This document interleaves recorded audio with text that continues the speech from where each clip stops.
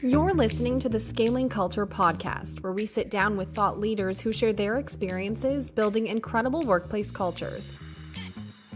Our guest today is Tyler Chisholm, co-founder and CEO of Clearmotive Group, a full-service marketing agency, and the host of two podcasts, They Just Get It and Collisions YYC.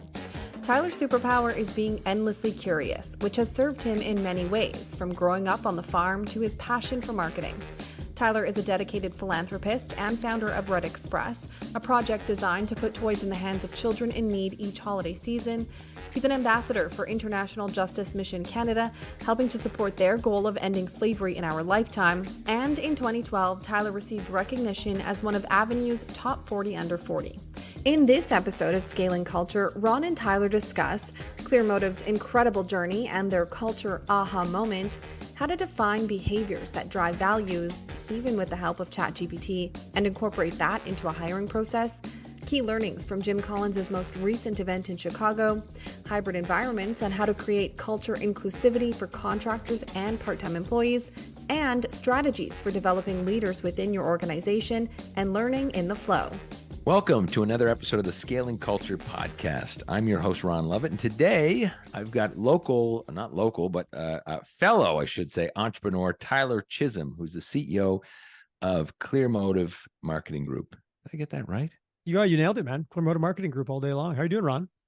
I'm doing great. You know, it's funny. I asked that because I'm because I'm dyslexic. I write things down. They're so messy that I could write it down, and 2 seconds later, I'm like, what did I write?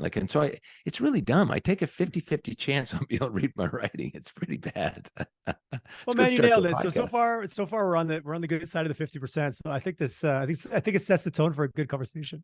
I think so. And Tyler, you've also got a couple podcasts, which is great, and sounds like you're doing very well with your podcast. You've got two. Just quickly talk about the two podcasts you have and the 100%. Thanks for bringing that up. Yeah, I fell into it. I made the mistake of telling a good buddy of mine who was a sound engineer for the music industry. I'm like, I'm gonna start a podcast. Yeah, kind of half willy-nilly. Shows up at my house next day with a box of recording gear. He's like, here you go. I'm like, oh, my bluff has been called. So that was 5 years ago. I've got two podcasts. I've got They Just Get It, which is human interest, and I just have fun with that one. I meet somebody. I'm like, wow, you're unique. You're living crazy, like a life that no one ever planned. Your guidance counselor didn't give you these directions.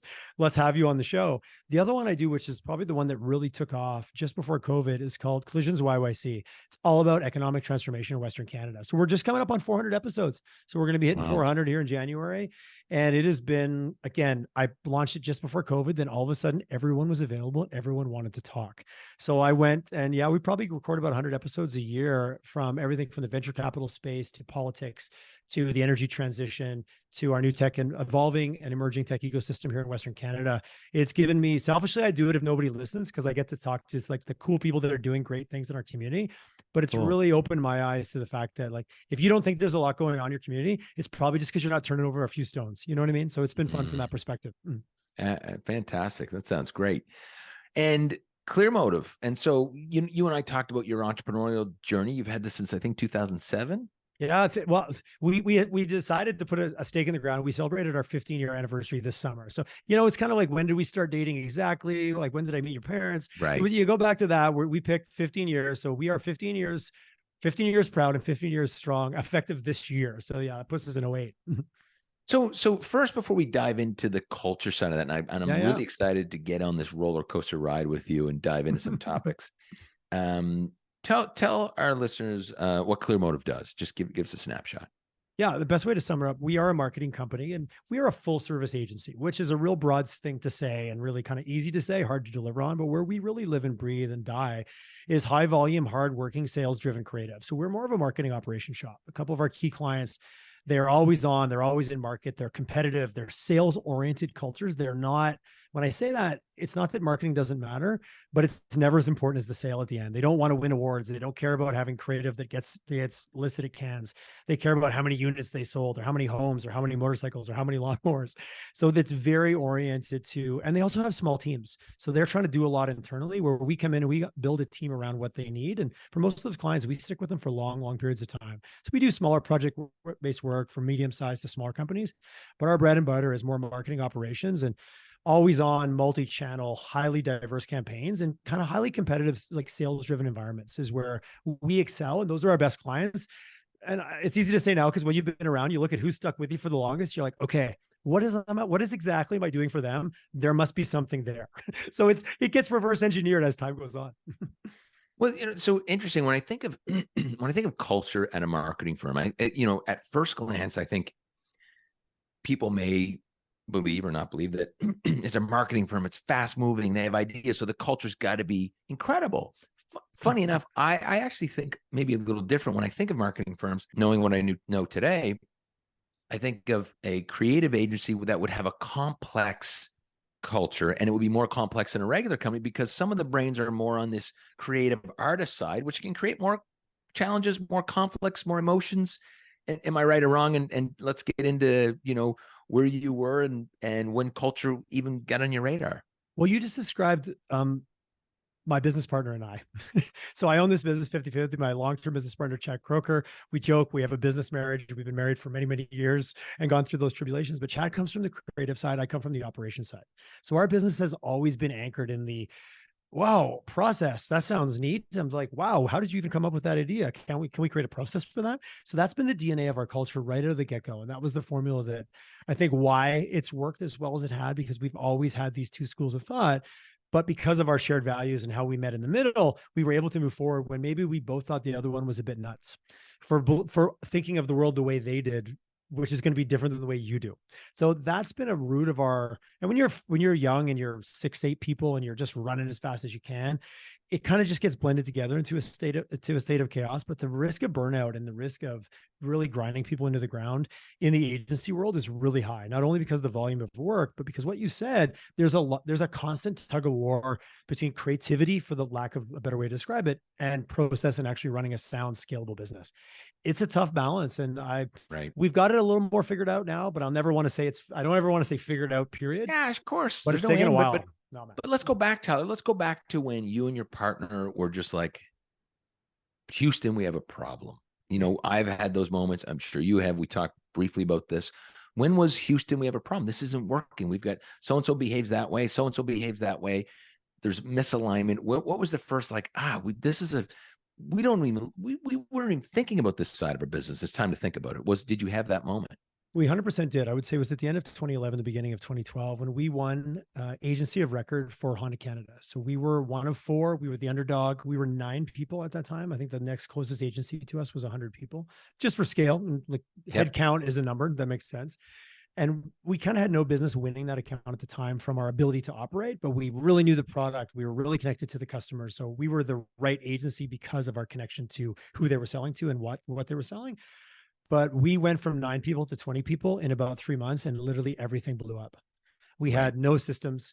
We hired incorrectly. We hired, oh, you can do the job. Great. We'll hire you. 3/4 of the hires were the wrong fit culturally because we really hadn't identified what we were hiring against. So that was probably the year that, just because we started driving faster in the car that we were in, from the metaphor perspective, everything started to shake and vibrate and a wheel came off, and we were able to hold on to the business because we just kept leaning in and kind of almost brute force and hanging on by your fingernails. But our culture not only imploded because we hired, quote unquote, the wrong people, because we didn't know who we were actually trying to hire. We didn't have a model. So Tyler, to hold it against.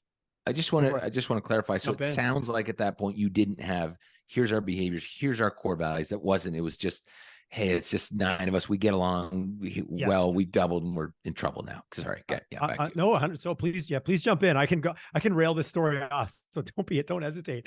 And absolutely, we had never taken the time. We identified our values as, creativity and intention. And they were very fun, fluffy words that were great and look good on the wall of a marketing agency, but we really didn't know what they meant, or we didn't know how to make them.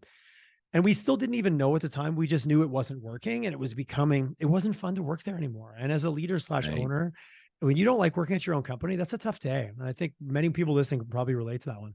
But it's interesting because, and I was talking to a founder about this yesterday, it goes from tough day to tough month. Then you have a problem, right? Like, it's like, we all have tough days, tough week. Oh, is this a problem? Tough 2 weeks, starting to become a problem. Tough month, problem, right? Especially when it comes to people. And so what did you guys do? What a wheel fell off, you kept the customer. That was kind of maybe the end, but walk us through the challenges? What was the first step in like, okay, we've got a problem here? I think the first thing what we focused on first was workflow. If we're not setting people up to feel that they can get accomplished during their day, that, and we've adopted this later in life, but the be easy ... Be easy to find the files, be easy to collaborate, be easy to know what you're working on next. So we focus very much on workflow first, because everything was kind of broken and fraying at the seams, from HR to finance to just how we got projects managed. My belief at the time was, if I'm going to focus on culture and everything to be awesome over here, but the minute they turn to do their work, everything they do frustrates them, that's not going to work for me. So we focus very heavily on like, let's operationalize for a company that was 50 people. Let's build the infrastructure around that, while simultaneously starting to really talk about who we are and what we care about, not only in terms of what we deliver to our clients, but in terms of how we interact with each other. But we went workflow first, because my belief is that no one cares about pizza after work if your whole day was crappy and the next day was also going to be crappy because of the workflow. That's really interesting. So I attended not too long ago a Jim Collins event in Chicago. Oh, nice. Okay. He did a 1-day workshop, and love his work. I mean, I just, our entire team believes in what he does. We love the flywheel. We actually just worked on the hedgehog concept, which we hadn't really solidified. Okay. But one of his concepts, which it sounds like, and there's no right or wrong, there's just concepts, but he always talks about the who and then what. So you get the who in first, and then what is the who going to do? So that's right people in the right seats. And then it's more important to figure out what these people are going to do. That's right. And it sounds like you actually went a little bit to the what. Let's figure out these systems, because no matter who we hire, they're just going to have so much heartburn, they're going to leave here, right? Is that what you're saying? To a certain extent. And you can't land, it's hard to land the plane to change the engines, right? That one's been around forever. We had to change the engines while the plane was flying, because we also had a new client that said, oh, you're going to do X amount of work. And then is what the pitch was and what we staffed for. And then they doubled it. So there was no parking it. So we need to get the work done, back to holding on to the client. Because if you lose the client in our business and most businesses, the whole party gets to be over. That's who turns the lights on, right? When the client leaves. We had the client that was like, we have more work. Oh, this is great. We haven't had an agency of record before. We want to give you more. So for us, we needed the people because we needed to get the work done, because we actually had more work than we had people. So we focused on workflow, I think was at the time, again, I look back on it and, it's so clear. At the time that made sense, because there was a degree of survival of, if we mess this up, we don't get to do a redo on this. Right. No, and now I get it. So that you had to figure out the what, because the client, if they had to figure out that you didn't have the what, you're in trouble, right? 100%. Oh yes. And that's, in our world, it's on time, on task, on budget. Clients care about all those three things in a different order. They were all about on time, on task, and on budget almost came third. And not because budget wasn't important, but it was less of a concern. They went from a world of like missing all of their campaign deadlines to working with multiple agencies. They brought in a single solo partner, like an old school agency of record style model, where they're like, we want you to do it all because we want to get organized. That's how we kind of won the business, was not on the creative. It was, this is how we're going to help you get organized. So if we didn't do that, we weren't going to live up to our promise. And that's a sure way not to get invited back to the party.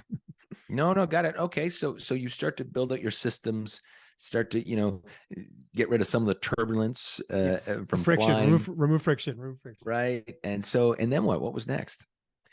Continue to grow. And then we started to really look at the people and like, okay, these are just not, maybe they were the right people, but they were the right people for someone else's company. There was drama and culture and clickiness. And like, we're too small to have all these problems. Like, when did it turn into like high school? I can't deal with this. So we started to really then identify, and we brought in some HR support from the outside. At a 20-person company, you don't have a whole team of HR people, but I knew someone who was a very senior in the HR space, and say, okay, let's just start looking at how we're going to start mapping out not only what roles we need in the future, but how do we start to look? And we've had a bunch of iterations around it, but something that really landed for me years ago when it comes to values, and I'll just camp out on that for a second, was a value has to have a viable alternative to be of worth to the organization. And we wrestled with that for a long time. And what does that mean, Tyler? Can you explain that? Trustworthy isn't a viable choice, because being untrustworthy, you shouldn't be in business. Being innovative. First of all, what does that even mean as on a values? But you could be like, there's lots in businesses like, well, I don't really want you to be innovative. I need you to be actually pretty solid and pretty consistent. I need you to do my accounting in a certain way. And certain things that had to be viable as an alternative were something you had to use to filter your values. Then quickly after that, we ran into another concept, was observable behaviors. And we said, okay, I think this makes sense for us. We're very practical, very hands-on. And we said, I want values that are going to be so easily recognizable based on how someone acts that we don't actually even have to define it. And this was over a couple year period of time of like some kicks at the cans and some iterations. And we've now had the same values probably like the last 5 years, 5, 6 years. And I'll be accountable, be helpful, be resourceful, speak up, and be curious to learn. And we purposely did not define them beyond the words. And we went and we first rolled them out to the team. We had them say back to us what they thought they meant. And now we've now got team members that will be, well, I could have been more resourceful in that situation. We do like a postmortem or a lesson learned. And we started focusing on that. And all of a sudden it just started to make sense for our organization and people really started to grab onto it. So Tyler, let me go back because there's two things that you said that I was curious about. One is you had mentioned putting that stuff together at that period of time. What happened? Was it clear as day that there was a misalignment with, 30, 40, 50% of the team? And what happened to them? Did they exit? Did they get in line? Because it's hard to get people to change behaviors, right? And so what happened? I would say very few, quote unquote, the ones that got in line were already in line to start with. Like, and when I say that, when you don't have values, doesn't mean you don't know who's not a fit, right? There was people that were just acting in a certain way that were like, wow, that is just like, it was taking up so much time. It was eating up resources. It was causing drama. It was distracting from the work. It was leaving some people feeling beat up at work because someone was just ragging on them all the time. Well, even without a set of values, there was, I don't want to go too kumbaya with it, but there's a certain point where this just isn't working. This just isn't good human behavior in the sense that it was alienating individuals and also really destroying our ability to deliver quality work to our client. Did they leave, Tyler? Some of them left on their own. Some of them, it was my idea. Some of them we paid them to Right. leave. Others chose to leave on their own. But I would say most of the ones that were quote unquote not the right fit. I want to use the right words here. Like, oh, there was anything wrong with them. They just weren't the right fit for us. Yep. So they had to get the F out and as quick as humanly possible. So we exited some, and we've gone through a couple waves of that, probably 2 or 3 waves of that over the last kind of 8 years. If you think about as the company's evolved, and getting into COVID was a whole nother bag of tricks, which I'm sure we'll get into. And so I was curious, the second part, when you said we didn't define these words, accountability, we didn't define them. And what we did is had open discussions with people about what they thought about that. Now, when I visualize that, I think even at 5, 10, 15, 20 people, they're going to give you different feedback of what I think that teamwork is different than what you think it means. So how did you get alignment again? Because what I thought you were going to say is then we had to define it and make sure we were aligned, but you didn't. You kind of said, no, we just kept moving. So walk me through that. We had a pretty tight orientation around it from a leadership perspective and really went from the coaching model of like, let's have conversations, let's work this in, because we all know, or we've all learned maybe putting it up on the wall. Okay, cool. Step one, what are you going to do to actually make this come alive in your organization? So we took on, and at the same time, we tried to really move away from kind of the annual review process and really focus on, okay, what's a salary review? What's a compensation review? And what's a constant feedback cycle around coaching? And how do we make sure that when we're coaching with an individual, having a conversation, we're having open dialogue around this? So to say we didn't define it is a bit brazen. We as a leadership team defined it amongst ourselves, and everyone there was accountable to somebody on the team. So we used a coaching model of kind of conversational style of bringing it up consistently and using real life examples on projects where things went really well, where things went off the rails, like kind of a lessons learned approach, using those 5 pillars to really kind of give it meaning and create a little bit of a shared. So we did define it. It just wasn't that, okay, it's defined and now we're going to sail away from it. It was brought into a more of a coaching model. And how do we keep this top of mind as regularly as possible? And that's where I think the work never ends there, right? Absolutely. I think people miss that as the power or importance of bringing those values or behaviors to life, that all of a sudden it goes from me against you or me versus you and creating tension about what I was pissed off of yesterday to us having a discussion or me coaching or leading you around a discussion about our values. And it's just way less personal. It's about the company has these values and behaviors, which it expects. Let's talk about, how you were aligned or misaligned. It just makes those conversations so much easier. You don't have to be a professional coach, and I think most people don't understand that piece of it. What are your thoughts? I completely agree. I love the concept of like, hey, I'm not here to talk about you. I'm here to talk about the thing. I'm literally placing a cup on. I've used this visualization so many times. Let's talk about this thing, which maybe is the project or what went off the rails. And something else we did was a high degree of personal accountability of like, hey, you know what? I wasn't as resourceful as I could have been in getting back to you on that. So I'm going to call that and I'll do better next time. So we took on leading by example, which isn't the best way. It's the only way from a leadership team perspective, even with each other, where it wasn't for me to say you weren't accountable. Let's start with calling myself out, where it's like, you know what? I didn't speak up and I should have. Like, I saw that kind of going off the rails. I was busy. I just didn't bother. And if I would have said something yesterday, we wouldn't have got here a week from now.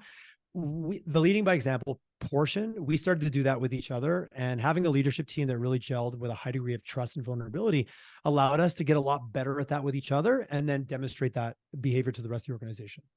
Got it. Because that was my next question. So how did your behavior change? But it sounds like you were extremely focused on self-accountability and vulnerability, right? 100%. And we did some, if I look at about probably 2019 before COVID, as a leadership team, we brought in an external coach. Actually, it was one of the coaches that really gave us the insight of like, start with observable behaviors. He'd done some work at IBM years ago, and they'd had some really interesting research of when all of a sudden it was observable, this I did or I didn't started to slowly disappear. Back to your point about, well, was I this or was I that? So we did a little bit of 360 work as well as a leadership team to really give each other feedback. And a lot of it showed up where we were not opening the kimono, where we weren't being as vulnerable with each other. So we did some pre-work. It just didn't happen overnight. Oh, we're magically going to become more vulnerable tomorrow. We did some work to get there. No question. That's good. And I think that's critical. You know, I think there's a lot of companies that get this wrong, that bring in external HR resources or consultants to try to execute. They don't change their behavior. There's no look in the mirror moment, which is detrimental. It's like, this is all smoke and mirrors at that point, right? So it's hard to have someone do this to you or for you. You know what I mean? You've got to be an active participant in all this. And I do think, and I come back to this all the time, at the end of the day, you know, we've got individuals that, if you've got a group of people that pursue a degree of self-awareness, personal accountability, like, hey, what role did I play in this? Versus like, Ron, I can't believe you did that to me and made me feel this way. That's a tough one. And I do think that most leadership development at any level is personal development first, to become the better leader second, however that shows up, right? Yeah. Yeah, makes sense. And, you know, this is probably harsh, but I think that there's a lot of times when, because I see a few things, right? Two things in particular. One, when a company or founders agree to these principles, behaviors, values, once they're executed, they have coworkers, employees that all of a sudden have been around for a long time that are misaligned, and then they retract or try to do some hybrid. You are accountable to this, but not you, and it's a mess. And so they retract. They can't keep moving forward. They don't have the courage in some cases. And then the other thing I see, which I think if your job as CEO is to make the best decisions for the company, and you've made a decision that culture is important by design versus default, and to build a foundation of values that you then have to adhere to, and you can't, you should step down. I just think you should step down. You're the wrong leader, because you can't outsource that. Some people don't like hearing this. This is true. You should, if you can't get there, it doesn't mean you can't work to get there, but if you can't get there and you don't want to put in the work, you should step down and hire a professional leader that is coming in line with those values. Thoughts? Am I too harsh? I love it. I had someone say to me the other day, you know what good corporate values do? Keep the company from becoming the sociopath that it probably is. I'm like, wow, that is a powerful statement. I'd never heard that before. You know, a sociopathic company fires people when it needs to. It needs to protect itself. It has no emotion. You've got to bring those values in, so it isn't the out of control sociopath. I thought it was just a funny, yeah. And if you can't get out of your own way, and if you actually get that 360, and I got a little bit of that feedback at one time, like where I was becoming the problem, I had two choices. I love what you say, either get on the train or get off. Yeah. And that can be a tough one, especially when you get into founders. A professional leader is one thing, a founder and my baby and all that kind of stuff gets messy real quick. Yeah, I would agree. You know, I think of my own leadership or journey, I should say, as like Ron 1.0 and then Ron 2.0, and there's probably a 3.0 coming, you know? And so it's I hope so, Ron. I hope so. I don't know you that well, but any leader that I know, if I look, I just had a big milestone. I just turned 50 recently, which is a funny milestone, because it's, everyone asks you that. Oh, I look back and I was like, well, what advice would you give yourself? I'm like, I wouldn't have taken it anyways. I was doing my thing, and I had a little bit of this and lack of vulnerability and maybe a lack of self-awareness, a lack of self-awareness. I was 30, my first like leadership management roles. I thought being a leader was putting those motivational posters on the wall. That's not what it is, Ron. Absolutely. You're so if you're not learning, it's, oh man, I don't know. You're doing a disservice, and you're holding yourself and your company back. Absolutely. So, you know, I think back to that time that you were in, and we're going to go back in time again. Sure. And I think to when I was in the same time with my security company. And I remember that the next challenge for me was we had finally developed these behaviors and clarified them. We were aligned fine, but then we didn't hire for, and that was a big mistake. We Yeah. onboarded for. Did you run into that? Yeah, well, of course, because if I said no, we didn't, that means every hire would have been bang on, and that was not the case. Well, let me ask you this, Tyler. Did you put a strategy? Did you beat me at the game? Because I missed it. I didn't think of screen for the attributes which drive these behaviors. I was just like, no, we have an onboarding program, which is Tyler, welcome to the team driven and blah, blah, blah, blah, blah. And we're like forcing this down your throat. And you're like, yeah, sounds great. That's not who I am. I'm not aligned. And that would come out in some version later on. Did you have a strategy then? Did you, because back then for me, I guess when I did that, it was 2011-ish. I don't know, maybe around the same time as you, Yeah, I was gonna say probably similar. Yeah. No, yes and no. We talked about it. It wasn't disciplined. It wasn't structured. It was still a little bit more ad hoc. It was still relying on the individual that was doing the recruiting to just quote unquote be good at that and be able to, be a bit of a psychologist, mind reader, fortune teller, like those types of things. It's got a lot more structured over the years. Our onboarding has got a lot better, especially we're a full work from anywhere model. So our onboarding is mission critical. It always was, but you could feel like you could get away with stuff when you'd bump into them in the office. But now that's a non-negotiable.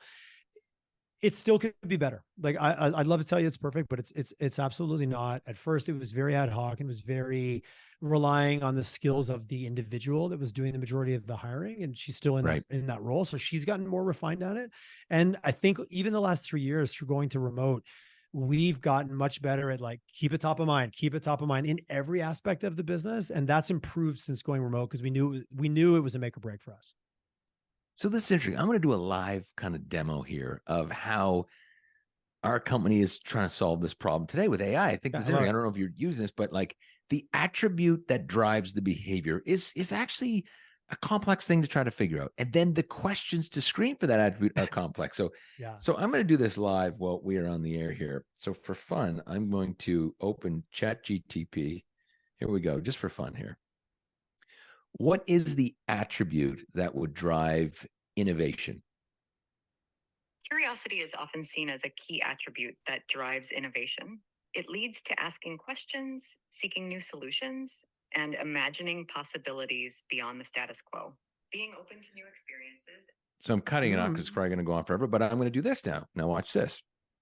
What are some unique questions I could use in an interview to screen a candidate for curiosity? You could ask, can you tell me about a time when you went beyond the brief to solve a problem? Or how do you stay updated or learn within your field? These questions can reveal if a candidate is naturally inquisitive and proactive about learning. Have you had a chance to interview someone where...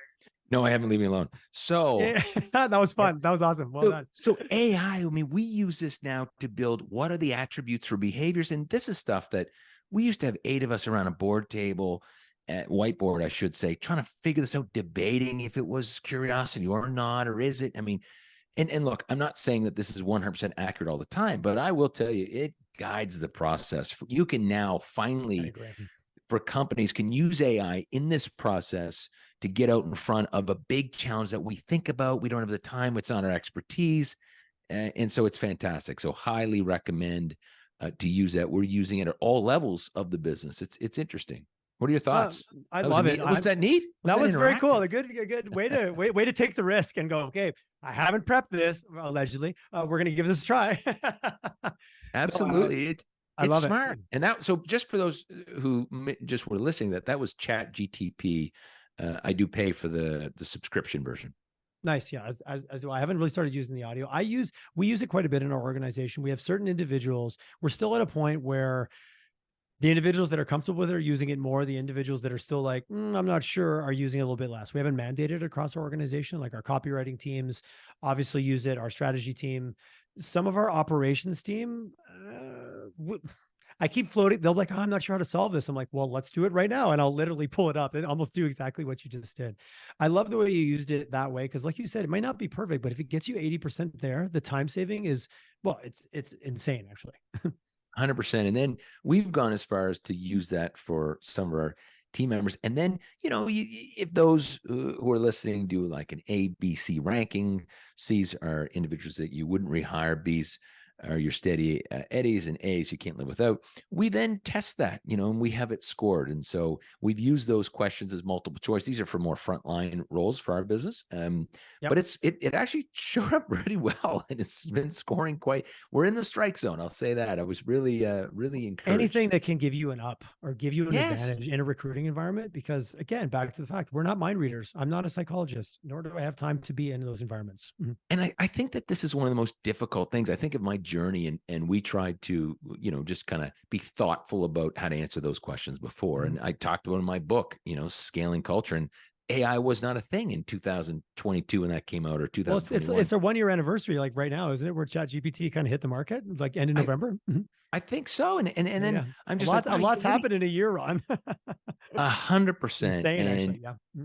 You can hack the system. I think that this tool can be used to really help companies for that final, like, okay, great that we have these values, but what are the attributes and how do you screen for those things? And some of it is common sense, but there's a lot of debate and a lot of gray in there. And so the guidance that can be provided, I think, is just incredibly helpful. So, I wish I had it back then. The value for a company is also a little bit smaller and doesn't have an HR team. It doesn't have a complex or a fully baked or sussed out hiring or recruiting process where these questions have been preordained and been built out, or had brought in a team to build their whole hiring model. That's the majority of companies. Like, those are the few and far betweens. A lot of it is the small to medium size that are struggling, where they maybe only need to do half a dozen hires a year, and they need to be the right ones.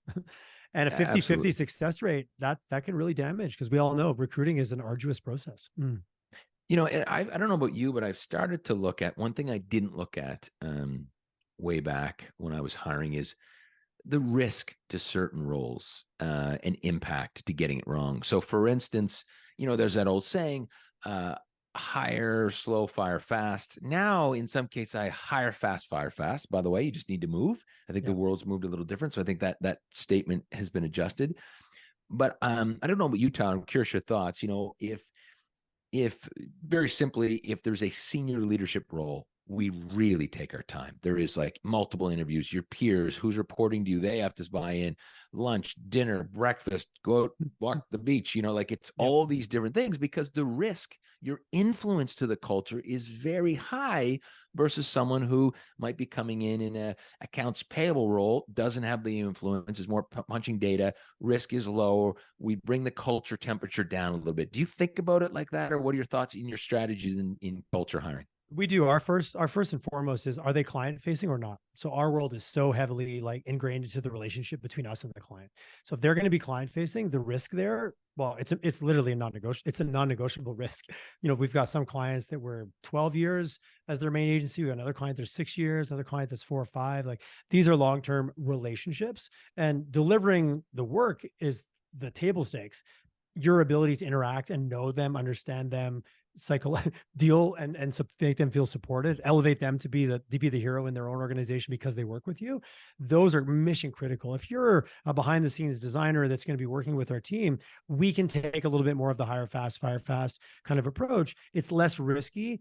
And we also, because we're small, we include like whoever they're going to be working with or their main accountability. We include them right away. We get them involved. Something we didn't do early on. We kind of felt we knew best, and then they would inherit those people. We've changed that in the last few years, and you get so much more buy-in now when that individual who's now responsible for their success actually got to take part in their hiring. And it sounds funny, but we didn't do that earlier on. That was a mistake that we made for sure. Interesting. So let's go back to, the previous Tyler, 2012. So maybe that is 1.0, and you've got great self-awareness. I applaud you for that, by the way. And that is such a key. Thank you. Work in progress, my friend, but thank you. Thanks for noticing. Me too. We're all a work in progress, man. All right, man. So what was next? What was the big stumbling block? And then after that, let's open up to let's talk about we think our gaps are today in our culture. Let's have some fun. So what was your stumbling block after that?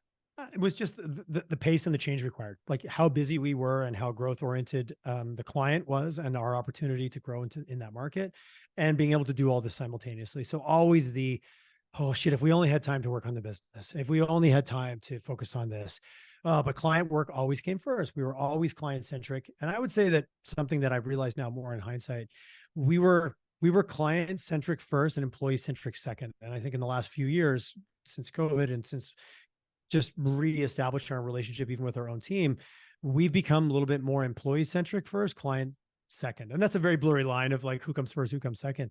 But I would say we always valued or always drove towards, it's all about the work. It's all about the work. It's all about the work. Yeah, we'll work on the staff stuff. Yeah, we care about you, but make sure you get the work done. And that definitely, that frayed the edges. It really burned out some staff and it really took its toll on people. Clients loved it, but if you're burning out their favorite resource because they're working, like there was a balance there. And I think we struggled with that for quite a few years. And it's easy to put my finger on it now, but it meandered for sure. So how'd you fix it? Because I think of like a strategy around that, but I'm curious, what did you do or what are you guys doing today to find that balance? I know it's never perfect, but what's the strategy today? The biggest strategy, and I would say, and I'm going to thank COVID for it, is we moved to a work remote model. We have a work from anywhere model where our team feels so empowered now to do their work when they want to do it, where they want to do it from, without a commute, with the convenience of their own home. That single move drove this focus on, wow, look how much better we're doing with our clients. Look at the quality of work. Because we're now working from home, let's unpack that. What's actually going on here? What happened? So it got better, it got worse, it got better. We went through good hiring, bad hiring, good teams, culture. There's quite a bit happened since 2012. But if you go back to 2020 and the switch from home, and then all of a sudden everything just started to get better. Wait a second, what's going on here? Like this should be having the opposite effect. But our team all of a sudden felt like, oh God, it's easier now to perform at this organization. And then we did everything we could to make it easy, ... for them to do everything in their world. And all of a sudden as a CEO, I went, oh shit. Oh, so that's what happens when you actually really put your team first. I read about it and I thought about it and I thought I was doing it, but I never really got it until it was thrown in my face. I'm being super vulnerable and transparent here about this because I got a kick in the ass and I went, wow, oh, okay. What if we actually double down on this sense of empowerment for our team? What could happen? And it's had nothing but a positive impact on our business. So I will give COVID a credit for giving me the kick over the edge to finally get it, to be honest with you. Interesting. I was thinking I'm doing another Jim Collins plug here. Jim, if you're listening, send me like a thank you card or something. Just something so you know I'm alive. Yeah, absolutely. B 2.0 is a beautiful book, Jim. And so anyway, I think of his 20-mile march, things are ingrained in my head just from coming from Chicago a few weeks ago. And, he talks about that cadence of these behaviors that you don't miss a beat. And so your 20-mile march could be anything, could be a client check-in. For us, it's a daily huddle, quarterly planning. It's now an operational and finance meeting monthly, which we had today. These are 20-mile marches that you cannot be too busy to miss. Yeah. You don't miss it. It happens. And those 20-mile marches happen all the time. And that's how we balance it. And then there's the belief of, look, we don't have time. I don't have time, because we do get that. I don't have time. Things are so busy. And you know what I say to people, and I don't know how well this lands, Tyler, but I say, look, it's this simple. Tyler, if you were going to be sick tomorrow, like throw up sick, you just get sick and you just make the time to throw up. And so it just happens. Then you get back with the work and you go back to work. Like nothing blows up. Your job's still here. Everything's fine. It's all in your head. The 20-mile march are critically important. That's how I wasn't even saying that 3 weeks ago, but I understand what he means by that 20-mile march, that cadence of corporate behavior to find that balance, to get out in front of key challenges, that's your brush teeth, that's your, the things that make you a better person, better company. That's that 20-mile march. And I think he's right, How do you balance out? Because I love the brush teeth, because I used to work in the fitness industry years ago. It's like, I didn't have time to work out. I'm like, did you brush your teeth this morning? Right. Well, yeah. Do you always brush your teeth? Well, yes, because it's important. So I'm like, don't use time. but urgent versus important. Because I think when you hear busy, it's because urgent and fires. Where what I'm hearing, 20-mile march, these are important. Like they're so important, they're non-negotiable, but they might not feel urgent. So how do you balance that? Yeah. So it's education, because to me, important eliminates urgent, right? You're urgent because you're reacting because you lack a system, you lack a foundation, a process, a technology. So then do you want to tell all our clients that? But never mind. So I don't want to speak. Yeah, right. Like so then it's pause. What are the bottlenecks that are causing this reactive, busy burnout feeling? Get together quarterly and get into the important. And then you run that process for the quarter, whenever that's going to be. If maybe that's a year for some companies, but so it's really an education and a buy-in of what's in it for you as employee or whoever this is, if you take time for important versus urgent.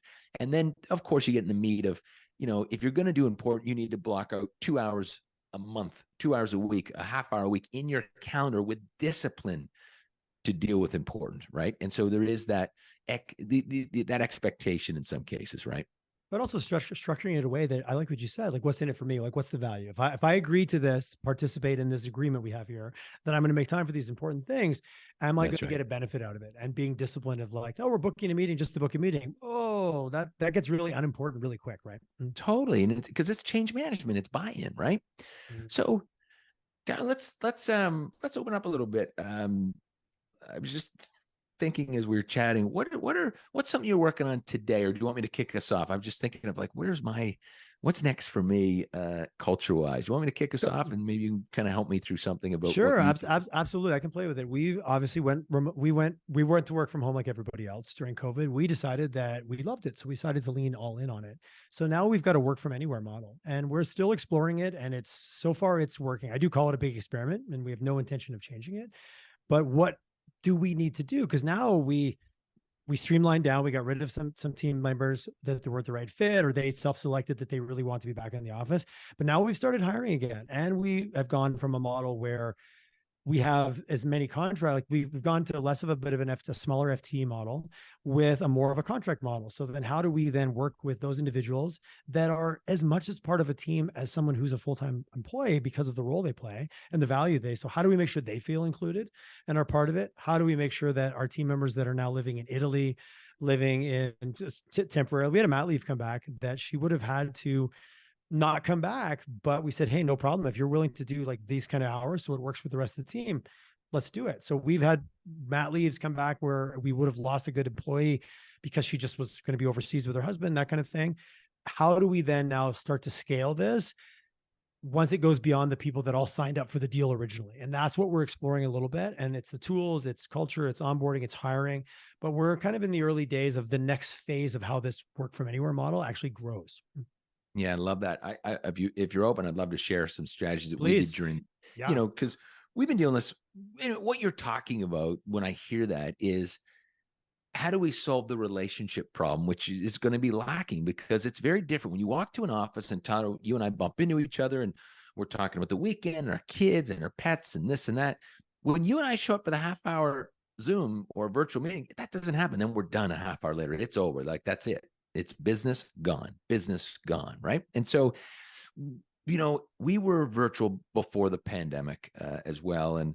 But during the pandemic, it dropped off even more. And what what was staring us in the mirror is the lack of intentionality about relationship building. And so that's all we did. We kind of started saying, okay, we need to build this be intentional and purposeful about it. So what does that mean? Well, everybody has relationship commitments every quarter. So Tyler, my commitment is to you, and we talk about what we're going to do. Are we going to Zoom and have lunch, a coffee, go for a walk? This is non-work related. Check in. How you doing? Tell me more about yourself. If we're not intentional about it, we lose. And so, we during the pandemic, to stay connected, we did virtual board games. We had a virtual, cocktail night or something, a lot of virtual coffees and lunches. And it was just about that quarterly 20-mile march on commitments and relationships. And everyone had to subscribe to that because the intent was, what's in it for you? Well, it's in it for you because your colleagues don't know you. They don't know how to pass the ball with you that well yet. And so that's a problem because you haven't spent time on court together. Absolutely. No trust built. That's right. You don't trust that I can catch the ball. You won't pass it to me. Right. And the trust is built so much faster through a relationship than I slowly pass the ball. The relationship builds it 10x faster. Right. I couldn't agree more. So my office manager, about a year into the pandemic, I was like, I miss it. I used to chat with people, and because I'd fly. We had a team in Toronto and a team in Calgary. I'd fly to Toronto, take them for coffees over a couple of days. And she goes, Tyler, I don't like. Okay, so you're not in Toronto, but why can't you just take them for coffee now? And I'm like, you know what, Julie? Wow, thanks for pointing out the most obvious thing in the world to me. So I book quarterly coffees with all my staff, and we send them a coffee card right before. as if I was going to take them for a coffee. And the part that I love about it, that lets me know it's landing, is about half of them now, as soon as it goes into the calendar, they send me a coffee card first because it's their turn to buy, which that was not the intention, but I was like, oh, that's an indicator that this is working. That's And great. we also have an open policy. If you go for lunch with a coworker, there is no hesitation. Just submit the receipt. We don't care. Whatever it is, it doesn't matter. Submit. And because we had team like, oh, well, we went for lunch today just to meet up because we wanted to, like, let them kind of develop the path. Do you mind if we submit the receipt? We're like, absolutely. Like, don't even hesitate. So some of that stuff was organic. Some of it was deliberate, but you're right. For the team members that are in the same city or if they're working on the same client, we remove any barrier they want to have. But at the same time, we don't force it, which I like. There's a little bit of a balance there because we've got some young moms and some individuals that, doing an event or going out to participate in something is a big deal for them. So we really try to do it in a way that if you can't make it, you don't feel alienated, but how do we make sure you're included in other ways? And it is we do personalize it because we're small enough that we can. I love that. That's great. Well, my turn. I'm going to go. Do it, that was please. great. I love it. Yeah. So, I was thinking a lot. So my real estate company, we'd be probably 30 staff that would be kind of full-time. And then we would have, I don't know, 60, 70, something like that in the field. These are part-time building ambassadors. And then there's also what we used to call community leaders. That would be a support for a group of building ambassadors. We're now changing that to team leads. And I think we have been default versus design on leadership development at all levels. And I just think I think large companies do it very well. Small companies, and as you transition to a larger business, there's this like, okay, I spend time with leaders and coach them, even though it's just through my own experience and tough conversations and whatever, and motivational stuff. We provide some external resources to help them through challenges, but we don't have a program. And I think for us, as I look in the mirror and try to be thoughtful about this, it's not, I don't think we want something off the shelf. There's something that would be, I almost think we should develop it for the role, what they're really dealing with. Like, I just wrote like not off the shelf. And so I think about that. And so what are your thoughts? What do you guys do something for that, Tyler? Any thoughts or comments around that? Well, I'm curious in that sense, do you have a clear profile of like what skills are required, or is it still based a little bit on the individual, like overall leadership, or like to be good in this role, these are the things, back to your ChatGPT example, these are the things that this role really needs. How do we help individuals kind of evolve that, or even gap analysis of where some might be amazing at some and weak at others? Like, sorry, I'm more curious about how you profile it to know what the gap actually is. We're not there yet. We don't do either of those. We don't, I don't think we haven't defined it at different, so you're a regional operator. What's the leadership level? You have to have very tough conversations and blah, blah, blah. And I think that's what you're saying is, what is that profile? And then what attributes drive that? And then what's the delta and gaps, right? And so, no, I think that's probably, you're right, the first step for us. And then it's okay, through the gaps, it's choose your own adventure, or we guide you through your own adventure versus that off the shelf. Is that where you're going? That's what I was curious about, because we've started doing that probably in the last probably 4 years, getting a lot more disciplined around, okay, what is the next, where do I go from this role? If I'm a production designer, do I want to be graphic designer? If I'm an account coordinator, do I want to be an account manager? Do I want to be an account director? What's the path? Like, what's your job description now? Because oftentimes individuals be like, I want this role. It's time. I've been here. It's the classic seniority, or the almost, I want to call it the union mindset. I've spent X amount of days in this role. I now get to go to the next role. And we're like, well, no, that's not how it works. These are the skills. Okay, well then what do I need? So we had a few staff really challenge us earlier on before we had this in place, where they wanted it. We didn't want it. We didn't think they were ready for it, but neither one could really define what or why. So we met in the middle and started getting a lot better at that. And what I've really found, not only does it allow the time you spend to invest with that individual to be a lot more of them going, oh, okay, this is why I'm learning it. This is where it's going to get me. It also sometimes slows down the process and away from like, well, I think I deserve it versus I think you don't, versus what we're actually talking about, which is these skills and where they gap. And when that person hits them, we try to make them measurable and we try to make them smart. And it can be challenging because sometimes around leadership, it's sometimes feeling more than it is fact. But it's made a big difference for us when we took the time, which it always comes back to time, to lay out what the expectation is, what the gap is, and then how we were going to help that individual improve it, either internal coaching or bringing in someone from the outside. Well, I love this. And Jody, Jacqueline, if you're listening, it sounds like a great project for the both of you to double team.